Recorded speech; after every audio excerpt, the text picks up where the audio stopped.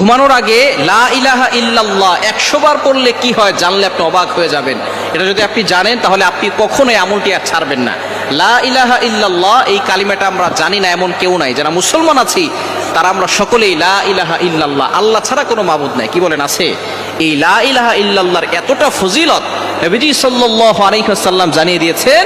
এই লা ইলাহা ইল্লাল্লাহ যদি এক পাল্লায় রাখা হয়, অন্য পাল্লায় যদি এই দুনিয়া এবং দুনিয়ার ভিতরে যা কিছু আছে, আসমান জমিন চন্দ্র সূর্য সব কিছু যদি এক পাল্লায় রাখা হয়, তাহলে লা ইলাহা ইল্লাল্লাহর পাল্লাটা কয়েক কোটি গুণ বেশি ভারী হয়ে যাবে। সুতরাং লা ইলাহা ইল্লাল্লাহর ফজিলত কম না বেশি? অনেক বেশি। এই লা ইলাহা ইল্লাল্লাহর জিকির আমরা করতেই চাই না।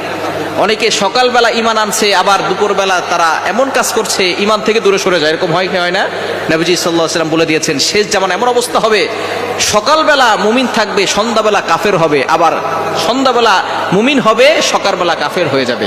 এই জন্য ইমানকে নবায়ন করার জন্য বেশি বেশি করে লা ইলাহা ইল্লাল্লাহ পড়ার দরকার আছে না নাই?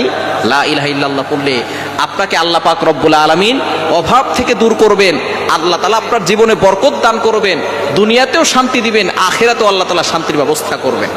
লা ইলাহা ইল্লাল্লাহ পড়ার দরকার আছে না নাই?